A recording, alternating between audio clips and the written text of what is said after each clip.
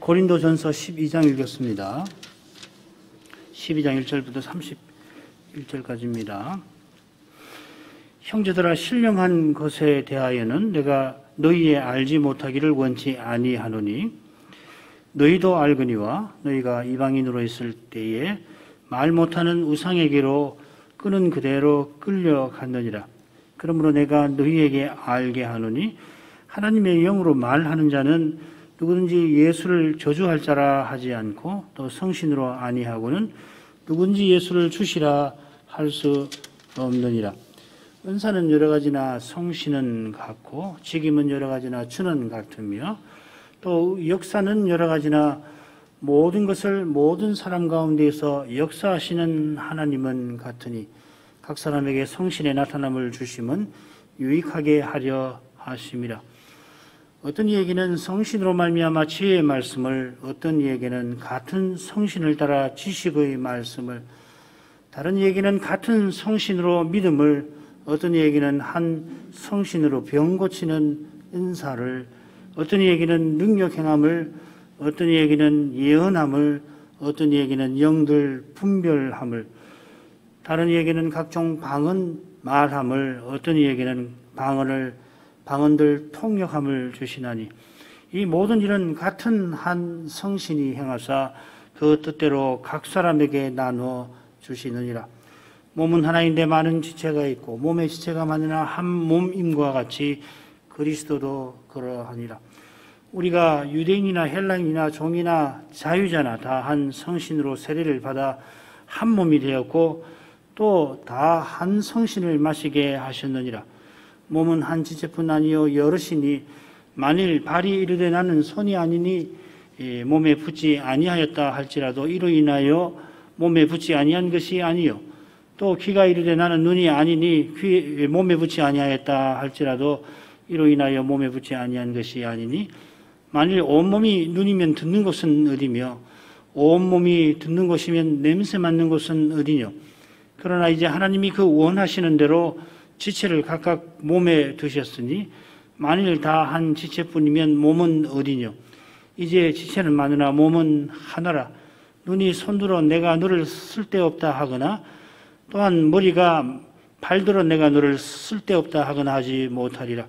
이뿐 아니라 몸에 더 약하게 보이는 지체가 도리어 여긴 하고 우리가 몸에 덜 귀히 여기는 그것들을 더욱 귀한 것으로 입혀주며 우리 아름답지 못한 지체는 더욱 아름다운 것을 얻고 우리 아름다운 지체는 요구할 것이 없으니 오직 하나님이 몸을 고르게 하여 부족한 지체에게 존귀를 더하사 몸 가운데서 분쟁이 없고 오직 여러 지체가 서로 같이하여 돌아보게 하셨으니 만일 한 지체가 고통을 받으면 모든 지체도 함께 고통을 받고 한 지체가 영광을 얻으면 모든 지체도 함께 즐거워하나니 너희는 그리스도의 몸이요 지체의 각 부분이라. 하나님이 교회 중에 몇을 세우셨으니 첫째는 사도요, 둘째는 선지자요, 셋째는 교사요, 그 다음은 능력이요, 그 다음은 병 고치는 은사와 서로 돕는 것과 다스리는 것과 각종 방언을 하는 것이라. 다 사도겠느냐, 다 선지자겠느냐, 다 교사겠느냐, 다 능력을 행하는 자겠느냐, 다 병 고치는 은사를 가진 자겠느냐, 방언을 말하는 자겠느냐, 다 통역하는 자겠느냐. 너희는 더욱 큰 은사를 사모하라. 내가 또한 제일 좋은 길을 너희에게 보이리라. 오늘부터 이 신령한 은사와 예배와 관련된 세 번째 주제를 생각할 것입니다. 12장부터 14장 25절까지입니다. 이 셋째 주제는 유명한 그 사랑의 장 13장이 가운데 나옵니다. 이 사랑의 장 앞뒤로 사도가 신령한 은사, 그 성신 은사에 관한 문제들을 다룰 겁니다. 이 단락이 신령한 것들에 대하여는 하고 시작되죠. 이 신령한 것들이라는 것은 신령한 은사, 성신의 은사를 가리킵니다. 세 수로 나눌 수가 있습니다. 12장, 그리고 13장, 그리고 14장 1절부터 25절 이렇게 나눕니다. 이 둘째 대목 2장 6절서부터 4장 끝까지에서 이 고린도 지도자들이 은사를 자랑하며 서로 다투는 사실을 거기 다루고 있는데, 여기 6째 대목에서는 또 같은 주제지만은 이 신령한 은사의 문제 자체를 사도가 직접 다룹니다. 그리스도께서 자기 몸을 친히 세우려고 다양한 은사를 이 모든 지체에게, 각 지체에게 주십니다. 이 은사들은 그리스도의 사랑을 드러내는 방편입니다. 그래서 이 사랑이 가장 좋은 은사, 그 은사라고도 할 수 있을 겁니다.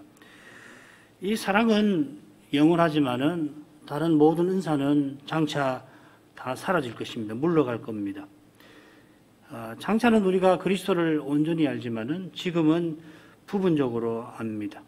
부분적으로 알지만은 그리스도를 분명히 아는 이것이 중요하고, 따라서 이 예언의 은사가 중요하죠. 그래서 이 대목에서 이 예언의 은사를 사도가 강조할 겁니다. 그러나 그보다 더 중요한 것은 이 사랑이죠. 그런데 이 둘이 사람이 연약에 충돌되는 것이지 실은 충돌될 것이 없습니다. 첫 번째 단락으로 가시죠. 12장 한 5으로 나눌 수 있는데요. 1절부터 3절은 이제 머릿말이 됩니다. 이 신령한 은사들은 그리스도를 주님이라 부르는 신자들에게 주신 것이다, 이 말입니다. 그 다음 4절부터 11절은 이 신령한 은사의 이 다양성과 통일성이라는 제목을 붙일 수가 있을 겁니다. 몸이 하나인데 많은 지체가 있듯이 이 그리스도도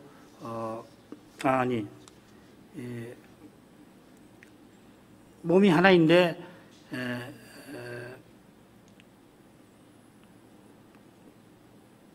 많은 지체가 있듯이 이 그리스도도 그러하십니다. 이게 12절에 나오죠. 다양한 은사가 있는 것은 한 몸을 이루기 위함입니다. 이를 위해서 주님께서는 다양한 직분들을 주시게 됩니다. 직분들은 더욱 큰 은사를 통하여 제대로 발휘가 되는데, 가장 좋은 길은 사랑하시는 그리스도를 본받는 데 있습니다. 그래서 이 4절부터 11절하고 28절부터 31절이 같은 주제인데, 4절부터 11절은 원리적인 교훈이라면은 28절부터 31절은 실제적인 교회에 있는 직분과 관련된 교훈을 다루고 있습니다. 머릿말 가겠습니다. 형제들아, 신령한 것에 대하여는 내가 너희에 알지 못하기를 원치 아니하노니, 너희도 알거니와 너희가 이방인으로 있을 때에 말 못하는 우상에게로 끄는 그대로 끌려갔느니라. 그러므로 내가 너희에게 알게 하노니, 하나님의 영으로 말하는 자는 누구든지 예수를 저주할 자라 하지 않고, 또 성신으로 아니하고는 누구든지 예수를 주시라 할 수 없느니라. 신령한 것들에 대하여는 한 것은 이 고린도 교회의 대표단이 가져온 서신에 담겨 있는 문제를 사도가 다룬다 하는 뜻입니다. 이 문제 역시 내가 너희의 알지 못하기를 원치 아니하는 것이라 했습니다. 그만큼 이 고린도 상황에서 이 문제가 중요하고, 그처럼 모든 교회에도 중요하다 하는 뜻입니다. 사도가 신령한 은사란 무엇인가, 무엇을 위함인가를 전하려 하는데, 먼저 너희도 아는 사실을 2절에 언급을 합니다. 너희도 물론 아는 것이긴 하지만은 이 원문은 고린도 교회가 분명히 안다 하고서 진술합니다. 이 교회가 분명히 아는 사실을 들어서 이 교회가 분명히 알아야 할 것을 교훈하려고 하는 것이죠. 돌려 생각하면은 이 신령한 이 은사에 관한 이 사도의 교훈을 우리가 살필 때에 이 교회가 분명히 아는 진리 위에서 살펴야 한다는 겁니다. 이 문제적 상황을 잘 알아야 한다는 것입니다. 먼저 이방인이었을 때 그들의 처지가 어떠했는지를 밝힙니다. 그들은 말 못하는 우상에게 끌려갔습니다. 그냥 우상이라고 하지 않고 말 못하는 우상이라 한 것은 말씀하시는 하나님과 대조하고 3절에 나오는 것처럼 말씀하시는 하나님과 교제하는 교회가 고백하는 것과도 대조가 되는 거죠. 그처럼 이방인이었을 때 그들이 우상을 찾아갔지만은 실은 끌려갔습니다. 악한 영에게 끌려갔습니다. 영에 의해서 끌려간 것이죠. 더욱이 입이 있어도 말 못하는 우상에게 끌려가서 하나님께서 주신 입으로 우상을 높였습니다. 얼마나 어두운 처지요 미련한 상태였는지 모릅니다. 그런 처지에 있던 그들이 이제 어떻게 되었는지를 사도가 알게 합니다. 실로 어두운 처지에 있던 그들이 이제 전혀 다른 처지에 이르게 되었으니까 누구보다 그들 자신이 그 변화를 잘 알고 있어야 하는데, 분명히 알고 있는데 실은 그렇지 못하다 하는 것입니다. 누가 알게 할 필요가 없을 만큼 그들이 주님의 은혜에 합당하게 행해야 하는데 실은 그렇지 못하다 하는 겁니다. 진리 가운데 행해야 할 그들이 여전히 어둠 가운데 있음을 암시합니다. 전에는 말 못하는 우상에게 끌려가던 그들이 이제는 하나님의 영으로 말하는 자가 되었습니다. 여기 2절에 번역이 잘 살아나지 않지만 말한다는 말이 3번이 나와요. 저주할 자라 하지 않고, 여기도 말한다는 말이고, 주시라 할 수 없다 할 때도 이게 말한다는 말입니다. 고백한다는 말로 새기면 되겠죠. 이것은 서신의 무린말에 고린도 교회가 모든 구변과 모든 지식에 풍조한 것과 붙어 있습니다. 하나님께서 특별히 말씀 전하는 은사를 넉넉히 주신 겁니다. 그런데 받은 은사를 내세우며 자기 지혜를 자랑하는 일이 생겼습니다. 그게 1장 후반부 주제지요. 지혜의 문제. 하나님의 영으로 말하는 자라고 하는 표현 자체가 어쩌면은 이렇게 자기를 자랑하는 사람들의 자기 표현일지 모릅니다. 우리는 하나님의 영으로 말하는 자다 이런 거죠. 하나님의 영으로 말하는 자는 누구든지 예수를 저주할 자라 하지 아니한다. 이 묘한 표현에서 그런 느낌을 받습니다. 하나님의 영으로 말하는 자하고 예수를 저주할 자라는 말이 도무지 어울리지 않습니다만은 사도가 이렇게 굳이 표현한 이유가 있을 겁니다. 당시 누가 예수를 저주할 자라고 말하는가 하면은 단연 유대교입니다. 유대인들입니다. 성신의 은사를 자랑하는 사람들 중에 유대교의 영향을 받고 있는 것을 넌지시 이런 표현으로 지적하는 것도 같습니다. 물론 유대인들처럼 예수를 저주할 자라 말하지는 않지요. 그런데 왜 이런 방식으로 이야기를 하냐면 이들이 유대교 영향을 받고 있음을 사도가 드러내려고 하는 것 같다 이 말이죠. 실제로 고린도후서에 가면은 그게 심각한 문제가 됩니다. 고린도후서하고 고린도전서는 시간적으로 얼마 차이 나지 않죠. 그처럼 성신 받은 것을 자랑하는 그들을 향하여 사도는 성신으로 아니하고는 예수를 주라 말할 수 없다, 주시라 말할 수 없다고 강조합니다. 지금 은사받은 자기를 내세우는 자들이 왕노릇합니다. 주인 노릇하는데 사도 없이 이 왕노릇하고 있는데 성신을 받았다면 예수를 주로 모셔야 한다 하는 것입니다. 주께서 은사와 직분을 주셨으니 성신을 의지해서 그 주님의 다스림 혹은 섬김을 드러내야 한다 하는 것이죠. 주님을 본받아서 다스리려면은 다스릴 자리에 두셨으면은 주님처럼 다스리라 하는 말이고, 주님을 예수를 주라고 했으면은 그분을 섬겨서 그분처럼 섬겨라 하는 뜻이기도 합니다. 자, 그런 정도로 하고 두 번째 부분으로 가죠. 4절부터 11절. 이런 내용에서 신령한 은사에 관한 원리적인 교훈을 이제 이 대목에서 전하는 겁니다. 먼저는 성신께서 각 사람에게 은사를 주셨다 하는 내용이 4절부터 7절까지고요.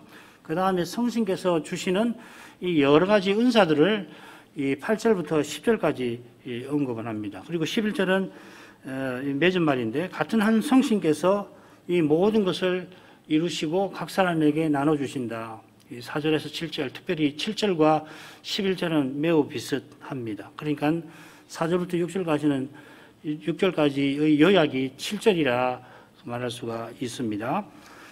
4절부터 7절, 은사는 여러 가지나 성령은 같고 직임은 여러 가지나 주는 같으며 또 역사는 여러 가지나 모든 것을 모든 사람 가운데서 역사하시는 하나님은 같으니 각 사람에게 성신이 나타남을 주시면 유익하게 하려 함이라.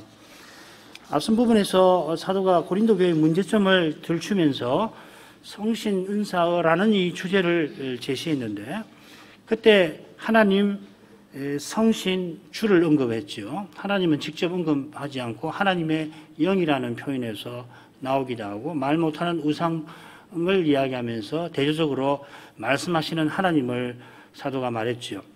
이제 이 삼위와 결부해서 은사를 설명합니다. 은사와 성신, 직임과 주, 부활하신 그리스도지요.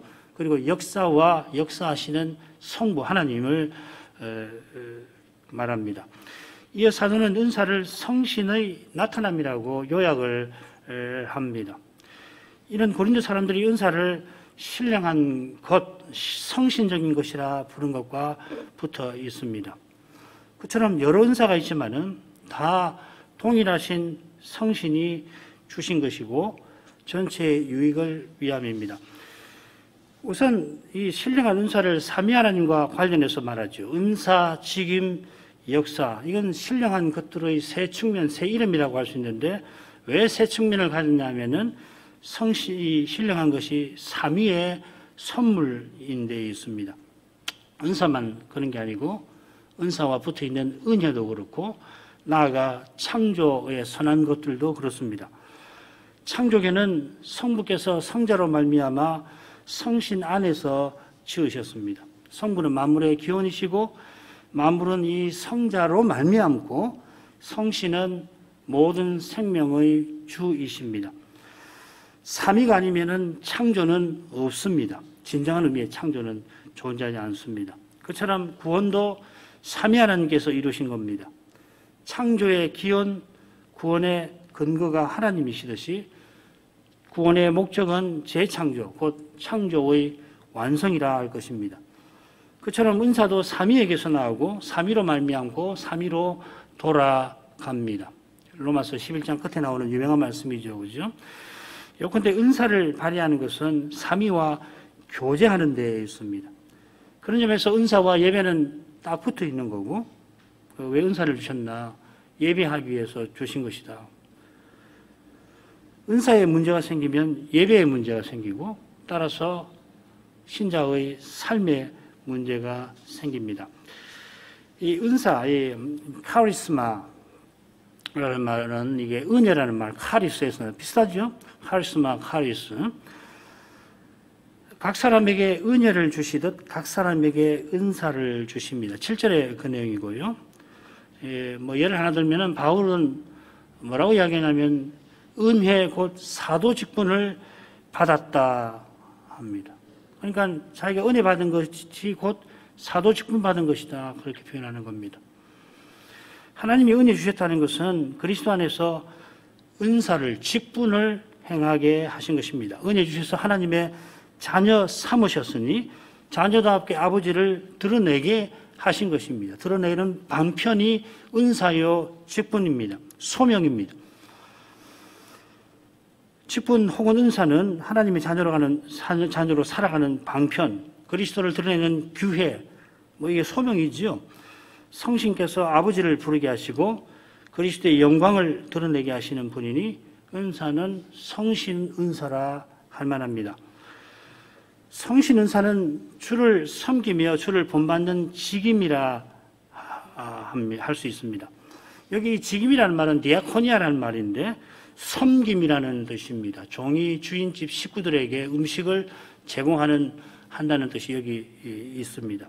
섬김은 섬김 받으실 주님이 섬기심을 가리키는 것입니다. 주님께서 섬기심을 본받는 것이라 할 수 있습니다. 주님처럼 서로 섬기는 것입니다. 주님을 대하듯이, 주니까 높이듯이 서로 섬기는 겁니다. 혹은 이 섬김은 주님께서 우리를 여전히 섬기시는 방편이기도 합니다. 직분을 주셔서 주님이 이 직분자를 통해서 우리를 섬기신다는 이야기입니다. 주님이 우리를 대하시듯이 서로 사랑하는 섬김입니다. 주님을 대하듯이 서로를 대하고 주님이 우리를 대하시듯이 서로를 대하는 것. 이게 그리스도교 윤리, 그리스도 윤리, 기독교 윤리라고 할 수 있습니다. 이것이 구원받은 증거이고 구원을 이루는 것이라 할 수 있습니다. 이 섬김은 사도 직분을 비롯한 모든 교회 직분의 핵심이고 모든 소명의 핵심입니다. 에베소서 4장 11절 12절이 그 말이죠. 그렇죠? 말씀 직분자를 주셨는데 모든 성도를 구비케 하여 봉사일을 하게 하셔서 그리스도의 몸을 세운다. 그 봉사일 할 때 봉사가 같은 말입니다. 이 섬김이 나타나는 거기에 삼위의 교제의 영광이 나타납니다. 삼위 안에 있는 교제가 무엇인가가 이 봉사를 통해서 드러난다 하는 겁니다. 자, 이것이 역사와도 연결됩니다. 역사, 활동이라고도 할 수 있고, 이루는 것, 이룸이라고도 말할 수 있습니다.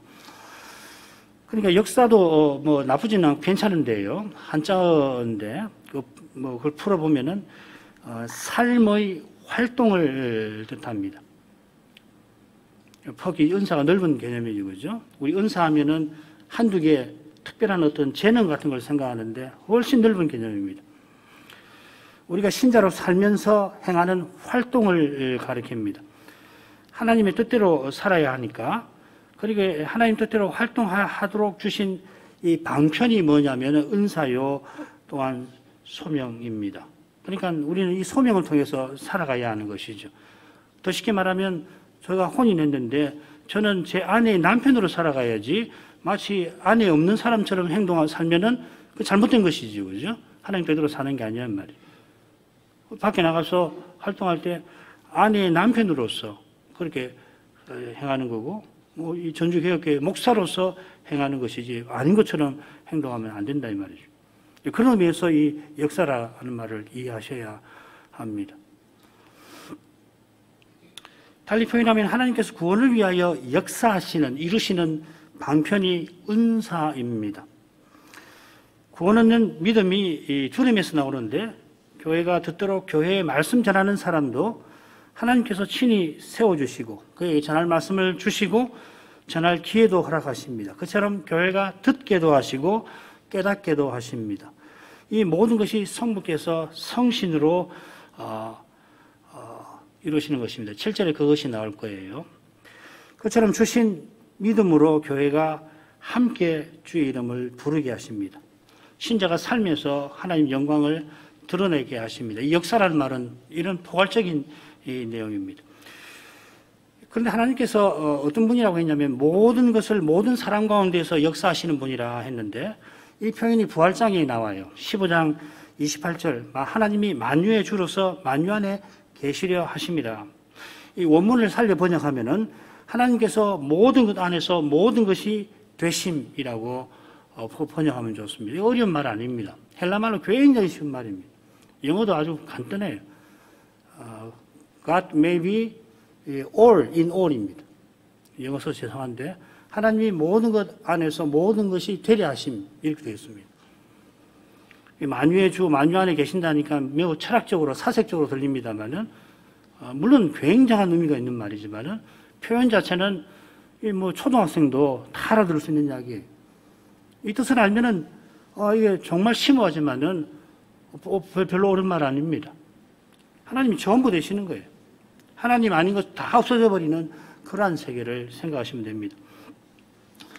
그처럼 여기서도 하나님께서 모든 것 안에서 모든 것을 이루신다 새기는 게 좋습니다. 이것은 하나님이 그리스도가 전부인 세계를 이루고 계신다 하는 뜻입니다. 내 원대로 마옵시고 아버지 원대로 하옵소서 하신 그리스도가 전부인 세계, 그런 세계에서 하나님 뜻이 온전히 이루어지는 거죠. 은사는 이런 세계를 이루는 방편입니다. 그처럼 그리스도처럼 하나님을 위하여 살아가는 방편인 것입니다. 어떻게 내가 그리스도처럼 살 건가? 하나님 위하여 살 것인가? 생각할 때 하나님 주신 소명을 생각하시라는 겁니다. 하나님이 너를 어디에 두셨나? 어떤 상황에 두셨나? 심지어는 어떤 관계만 아니라 어떤 상황에 두셨나? 하는 것까지 다 이 소명에 포함된다 말씀을 드렸죠. 사도가 은사를 삼위와 붙여 설명하는 의중이 여러 가지라는 표현에 실은 담겨 있습니다. 이 표현이 이 헬라말로 디아이레시스라는 말인데 아주 흥미롭게도 이 분열이라는 말과 상관이 있는 말입니다. 분열이라는 말에서 온 겁니다. 분열이라는 말은 하이레시스, 아이레시스라는 말인데 거기 D가 붙었습니다. 고린도 교회가 성신 은사를 받아 삼위께서 하나로 계신 것처럼 한 몸을 이루어야 하는데 지금 그리스도의 몸을 갈래갈래 찢어놓은 상태입니다. 그러니까 이게 분열, 편당이라는 말로 번역되어 있죠. 아이레시스. 그런 상태를 상기시키면서 삼위의 교제를 가리키고 있습니다. 지금 삼위와 교제하는 예배에서 이 교회는 은사를 자랑하며 무질서해 있습니다. 예배가 소란스러워요. 방언하는 사람들이 뭐 여기서 자기 하고 싶은 대로 방언을 하고 있다 이 말이에요. 그 예배가 되겠습니까 제대로? 사람을 자랑하며 서로 다투면서 나뉘어져 있습니다. 지체마다 자기를 자랑하면 지체만큼 쪼개질 것입니다. 그 지체조차도 온전치 못하지요. 오직 삼위 안에서만 여럿이 하나가 됩니다. 아버지가 성신 안에서 아버지의 아들로, 아들이 성신 안에서 아버지의 아들로, 성신이 아버지의 신, 아들의 신으로 계십니다. 이 삼위를 본받는 길이 그리스도를 경외함으로 서로 복종하는 데에서, 그리스도를 닮아서 서로를 버려 남을 사랑하는 데서 열립니다. 에베소서 5장 1, 2절 그리고 20절입니다. 여기서 교회의 거룩함이 나타납니다. 이 거룩함이 없이는 교회는 없는 것보다 못하게 됩니다. 다른 종교단체가 이 도덕사회를 이루거나 상식사회를 만드는 것, 그것이 있어서 그나마 이 세상이 유지되는데 보탬이 있고 그래서 종교가 그나마 위치가 있는 것인데, 그러나 기독교 교회가 그렇게 되어버리면은 자신의 고유한 그 누구도 행할 수 없는 그 사명을 상실한 것이니까 세상에 가장 큰 손해를 주는 것이에요. 도덕적인 교회를 하나 만들었다고 해서 세상에서는 그 교회 상식적이다. 왜냐하면 상식적이지 못한 교회가 많으니까 저 교회는 매우 상식적이구나, 건전하구나, 도덕적이구나 그렇게 칭찬을 할 수 있지만은 하나님 앞에서는 그렇지 않다는 거죠. 도덕사회 만들려면 교회가 굳이 필요한 거 아니에요. 전혀 다른 그리스도의 세계, 이 세상에서 전혀 볼 수 없는 그러한 사회를 여기서 만들어야 하는 겁니다. 이것이 안 되면 교회로서 있을 이유가 없어요. 엄밀하게 말해서. 그냥 이름만 교회인 거예요. 기독교 교회인 거라고. 기독교 교회, 뭐 다른 종교, 기독교 이단 가운데 어떤 교회는 매우 도덕적입니다. 제가 아는 대한예수교 교회보다도 훨씬 도덕적입니다. 그 교인들이. 그 이단이거든요. 그래서 더 도덕적이라서 칭찬받을 게 뭐가 있습니까? 주님이 칭찬하시겠습니까? 차라리 덜 도덕적이라도 그리스도를 주와 구주로 그래도 믿는 대한예수교 교회를 주님이 더 사랑하시지 않겠어요? 뭐 그런 겁니다. 물론 거기서 만족하면 안 되겠죠. 신자도 마찬가지죠. 남보다 좀 더 도덕적으로 산다고 해서 신자 되는 거 아닙니다. 신자다운 거 아닙니다. 당연히 도덕적이어야죠. 이 세상 사람들보다 훨씬 도덕적이어야 되죠. 그러나 도덕적이라고 해서 그 믿음으로 사느냐, 구원을 이루느냐, 그건 꼭 그렇지는 않습니다. 그리스도를 드러내야 합니다. 믿음으로.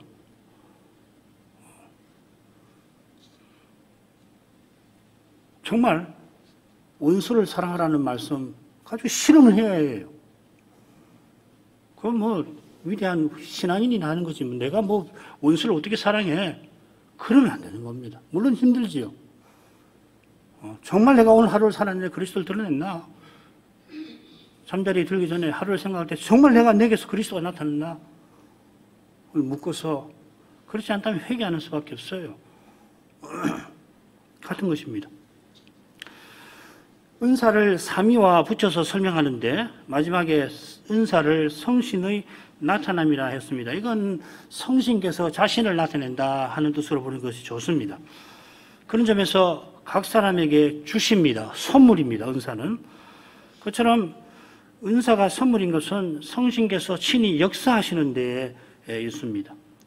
우리가 은사를 발휘해서 그리스도를 드러내는 길이 성신께 있다는 말입니다. 말씀 직분자가 말씀 전하는 데서 이것이 잘 드러날 겁니다. 성신께서 말씀을 주실 뿐만 아니라 전하게 하시고 또 받게도 하십니다. 말씀 전하는 일처럼 다른 일도 똑같습니다. 담임하는 교회에서 말씀 전하는 일이나 다른 교회에서 전하는 일이 똑같이 성신께 달려있듯이 쉬운 일이나 어려운 일이 실은 우리에게는 똑같은 겁니다. 근본적으로. 사실 하나님의 뜻을 조차 그리스도를 드러내는 일이 어찌 쉽다 하겠습니까? 아무리 쉬운 일도 날마다 하는 허드렛 일도 그리스도를 거기서 드러내려면 반드시 성신을 의지해야 합니다. 그처럼 가장 그리스도를 드러낼 만한 일도 교회의 가장 중요한 일인데 성신을 의지하지 아니하면은 그 중요한 일을 하고서 사람의 영광을 추구하는 대로 추락하고 말 것입니다. 우리의 삶에서 가장 중요한 일이 성신을 의지하는 것이라 할 수 있을 것입니다. 제일 좋은 길이 이 성신을 의지하여 그리스도의 사랑을 드러내는 그것입니다. 무엇을 할 것인가? 대단히 중요하죠. 오늘 무엇을, 어떤 일을 할 것인가?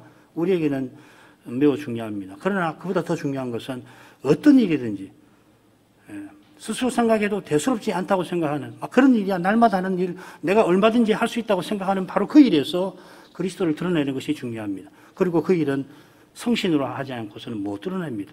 날마다 하는 일을 변함없이 하더라도 어제 직장에 가서 어떤 물건을 만드는데 50개를 볼펜 50개를 만들었다고 하면 오늘 50개 만들고 내일 또 50개 만들고 어제보다 오늘이 훨씬 더 능숙하게 그 볼펜을 만들었다 하더라도 거기서 그리스도를 드러내는 것은 쉽지가 않습니다. 굉장히 어렵잖아요. 더구나 분업화된 사회에서 그런 일은 대단히 어렵죠. 집안에 허드렛 일도 마찬가지 아니겠습니까? 사도가 말하는 유익이 바로 이것입니다. 유익을 위함이라 그리스도의 사랑을 드러내는 것이다. 그래서 어떤 성경에 보면은 그 영어 번역에 보면은 공동의 선, common good이라고도 번역을 하는데 그것도 괜찮은 번역이라고 생각합니다. 8절부터 10절까지 가겠습니다. 어떤 이에게는 성신으로 말미암아 지혜의 말씀을, 어떤 이에게는 같은 성신을 따라 지식의 말씀을, 다른 이에게는 같은 성신으로 믿음을, 어떤 이에게는 한 성신으로 병 고치는 은사를, 어떤 이에게는 능력 행함을, 어떤 이에게는 예언함을, 어떤 이에게는 영들 분별함을, 다른 이에게는 각종 방언 말함을, 어떤 이에게는 방언들 통역함을 주시나니. 7절에 각 사람에게 은사를 주신다 했는데 예들이 나옵니다. 각 사람에게 주시는 은사 주시는 분은 성신이시죠. 일관되게 성신이라고 합니다. 오늘 우리에게 낯선 은사들도 있습니다. 그리고 여기 나온 은사들이 고린도 교회가 받은 은사를 다 나이라는 것 아닙니다. 그처럼 여기 나온 은사 중에 고린도 교회에 주시지 않은 것도 있을 겁니다. 각 사람에게 주신다고 해서 꼭 하나의 은사만 받는 것 아닙니다. 사도는 모든 은사를, 여기 나온 은사를 다 받은 것 같습니다. 요컨대 이 목록을 통해서 사도가 뭘 강조하느냐를 알아야 할 것입니다. 이 사도의 강조점을 알기 위해서 짝을 이루는 부분을 참조할 필요가 있는데 거기 보면 이 14장 1절부터 25절에 사도가 두 은사를 가지고 실험을 해요. 그게 예언과 방언입니다. 이게 지금 그 고린도 교회에서 쟁점이 되는 은사입니다. 실은 예언이 문제가 아니라 방언이 문제죠. 방언의 문제를 푸는 해결책이 예언의 은사. 물론 여기서도 문제가 있긴 있지만은 예언의 은사가 해결책입니다. 자, 이걸 보면은 지금 읽은 목록에서 처음에 목록 끝에 방언과 방언 통역이 나오죠. 이게 주목할 만한 겁니다. 그처럼 앞에 보면 지혜의 말씀, 지식의 말씀이 나오는데 이게 지금 고린도 교회를 교만하게 만든 은사들입니다. 목록 처음과 끝에 이 교회에서 문제되는 은사가 나오는 겁니다. 그래서 이런 식으로 배열을 해놓은 거예요. 중간에 나오는 은사들은 고린도 교회의 문제를 해결하는 데 필요한 은사로 보입니다. 그런데 이 은사들은 아까 말씀드린 것처럼 누가 떠오르냐면 바울 사도가 떠오르는 은사들입니다. 병 고치는 은사, 능력 행하는 은사, 당연히 이 사도의 특징이죠. 사도 아닌 분 중에 이 전도자 빌립 같은 분도 비상한 은사를 발휘했습니다. 이 초대교회라서 그렇습니다. 사도시대라서 이런 은사들이 비상한 은사가 선물로 주어진 겁니다. 이 믿음의 은사는 당연히 모든 사람이 갖고 있는 믿음이 아니라 고린도서 13장 2절에 나오는 산을 옮길 만한 믿음이라는 표현이 나오는 것처럼 이 기적을 행하는 은사와 붙어있는 그런 은사로 봐야 합니다. 사도나 전도자에게는 비상한 은사를 주신 이유는 분명합니다. 그들이 예언을 전하도록 그리스도를 전하게 하심입니다. 이 예언이라고 하는 것은 말씀드린 대로 미래의 일을 말하는 것이 아니라 하나님 뜻을 맡아 전하는 것을 가리킵니다. 그리스도의 비밀을 받아 전하는 은사가 예언의 은사입니다. 이 은사는 단연 사도의 은사고 말씀 직분자에게 주신 은사입니다. 이런 사실에 근거할 때 사도가 예언이라고 하지 않고 지혜의 은사, 지식의 은사라 소위 말의 은사라고 표현한 것은 주목할 만한 거죠. 두 은사는 참된 지혜와 지식을 전하는 은사인 겁니다. 그런데 이걸 예언이라고 하냐는 것은 지금 고린도의 말씀 직분자들이 이 은사를 제대로 쓰지 못하는 상태에 있음을 가리키는 겁니다. 예언의 은사는 영들을 분별하는 은사와 붙어 있습니다. 영들을 분별한다는 것은 이 말씀 직분자가 전하는 말씀이 성신의 감화를 좇은 거냐 아니냐를 살피는 겁니다. 이 말씀 직분자와 장로에게 주신 은사, 필요한 은사라고 하겠죠. 그처럼 고린도 교회에 꼭 필요한 은사입니다.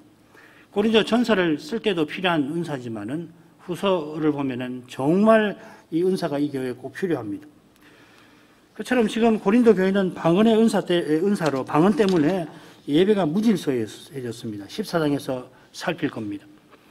먼저 여기서 한 가지만 생각하고 넘어갈 것은 여기서 방언은 사람이 인식 가능한 언어지 이 도통 이 무슨 말인지 아닌지 분별할 수 없는 그런 그 소리가 아닙니다.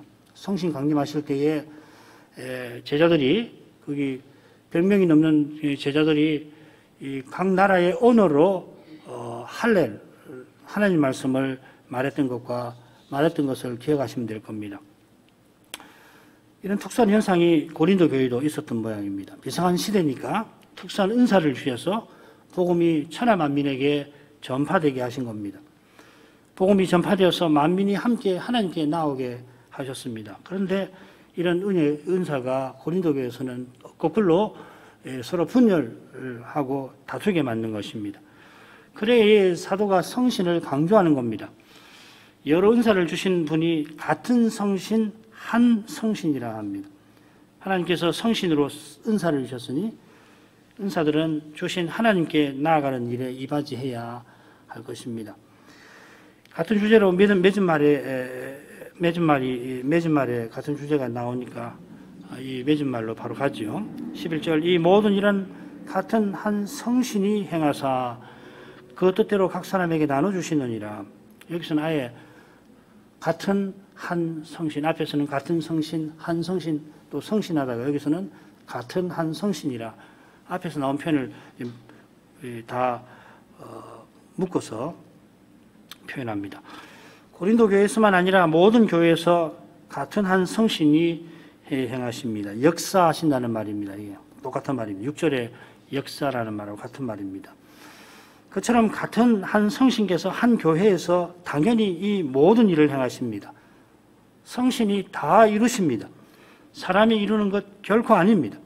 성신과 사람이 함께 이루는 것도 아닙니다. 어떤 사람은 오해를 피하기 위해서 성신 100%, 사람 100% 뭐 그런 말도 씁니다만은 뭐 이해합니다.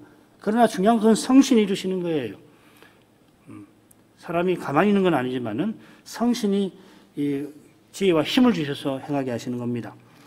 은사를 통하여 그리스도를 드러내는 일에 사람이 등신처럼 가만히 있는 건 아닙니다만은 성신이 은사를 주시고 발휘하게 하십니다.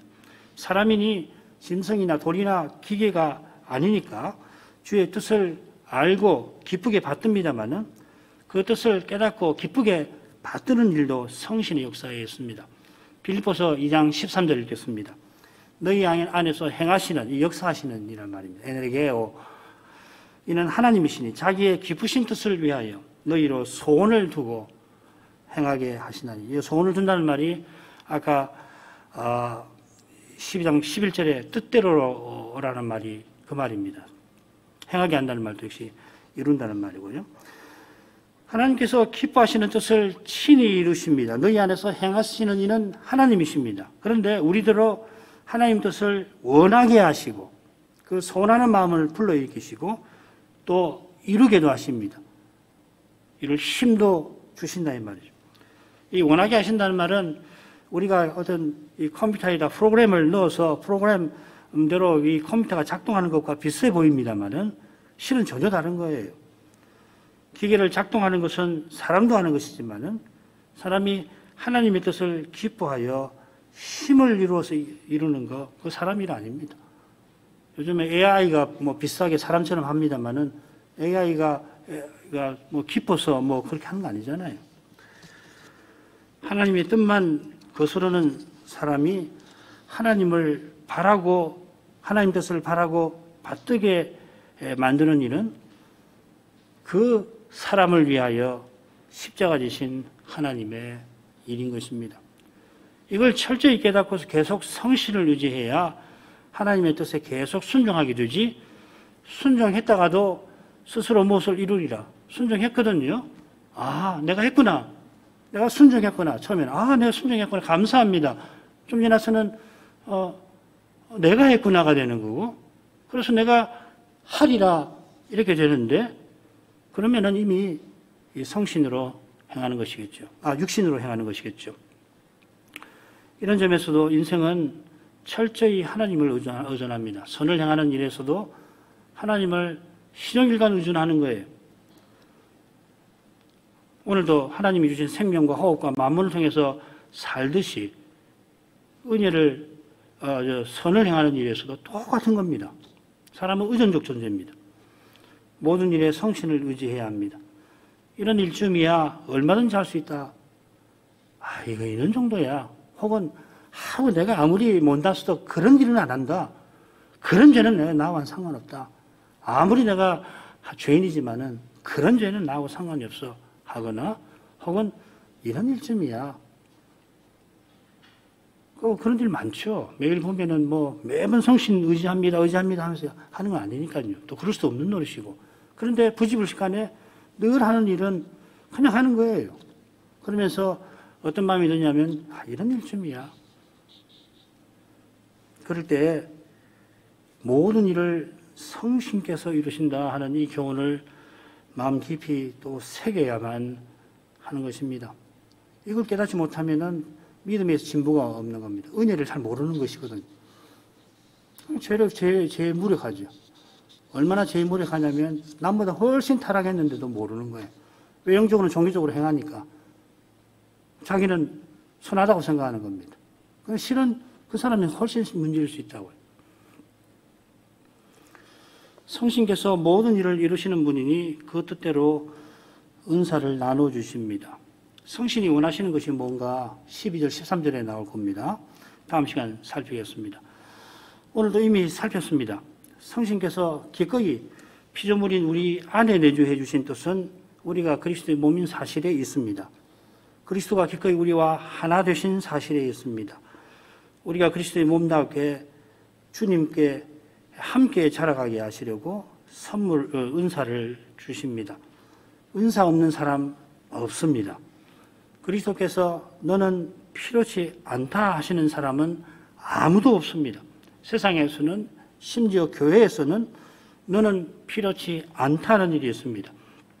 고린도 교회 성찬행을 행할 때 교만한 사람들이 간이 것 없는 형제를 있으나 만한 사람으로 취급을 했고, 다음 시간에 살필 대로 너는 필요 없다, 쓸데없다, 그런 말이 나오잖아요. 여기 보면 교회에 있는 것이에요. 그러니까 여기 보면은 21절에도 보면은 눈이 손들어 내가 너를 쓸데없다 한단 말이에요. 교회 안에서 일어난 일이죠. 그러나 주님께서는 그런 사람을 귀히 여기십니다. 그를 위하여 십자가를 지셨습니다. 그 사람은 주님께서 위하시는 수천억 명 중에 하나. 그래서 계산하기 좋아하는 사람에게는 없어도 그만인 한 톨 먼지가 아닙니다. 우리 스스로도 그렇게 생각하잖아요. 예수 믿는 사람이 수천억 명인데 그중에 나는 하나에 불과하지 않나. 하나님 사랑을 나눠가지고 수천억 분의 1로 나눠가지고서 생각을 하는 식이죠. 말하자면. 그렇지 않습니다. 그 사람 혼자 세상에 있더라도 주님은 그를 위하여 십자가를 지시려 할 만큼 그는 주님에게 없어서 안 되는 귀한 존재입니다. 그처럼 사람의 눈에는 성신께서 어떤 사람에게 유독 여러 은사를, 게다가 중요한 은사를 주신 것 같습니다. 사도들이 그렇습니다. 보잘것없는 은사 없이 그리스도를 제대로 드러내지를 못합니다. 가령 사도가 선교여행 갈 때 얼마나 많은 도움을 받는지 몰라요. 그리스도께서 우리 각자 없이 잊지 않으려 하셔서 그렇습니다. 사람은 너무도 유한하고 편협해서 자기의 위상을 제대로 가늠하지 못합니다. 장차 완성될 그리스도의 사회에서는 모두가 나 하나를 위하여 있으려 할 것입니다. 그처럼 나도 모두를 위하여 있으려 할 것입니다. 내가 먼저 그렇게 하려 할 것입니다. 지금도 나라고 하는 것이 없어지면은 주님께서 내 안에 사시는 이 위대한 사실을 맛보게 될 것입니다. 내게 이미 주신 소명들도 내 분수에 넘치는구나 하는 것을 알게 될 것입니다. 기도하겠습니다. 그러가신 아버지, 사도가 성신 은사의 문제를 다루면서 삼위께서 은사 주셔서 그리스도를 본받아 살게 하시는 사실을 전했습니다. 삼위께서 사랑 안에서 하나이시니 저에게 은사 주셔서 그리스도의 몸을 이루게 하신 것입니다. 바로 여기서 하나님이 창조하신 목적이 이루어져 갑니다. 하나님이 사람 되셔서 십자가 지신 뜻이 이루어집니다. 그 뜻을 잘 아시는 성신께서 이 모든 일을 친히 이루십니다. 성신께서 우리를 그리스도의 몸답게 서고 그리스도의 지체답게 살아가게 하십니다. 그리스도께서 우리 각자 없이 있지 아니하시니 성신께서 우리에게 각각에게 은사를 나눠주시고 또 은사를 이루게 하십니다. 혹시 사람 보기에는 별 볼 일 없는 사람 같고 교회에서도 있으나마나한 사람처럼 취급을 받을지라도 주님께서는 각 사람을 실로 귀히 여기시고 꼭 있어야 할 자리, 다른 누구도 대신하지 못하는 그 위상에 놓아주십니다. 장차 주님 나라에서는 모두가 나 하나를 위하여 있으려고 할 것이고 그러니 나 또한 모두를 위하여 있으려 할 것입니다. 지금도 믿음으로 소명을 이루는 사람은 이처럼 주님께 귀한 존재인 줄 믿습니다. 예수님 이름으로 기도합니다. 아멘.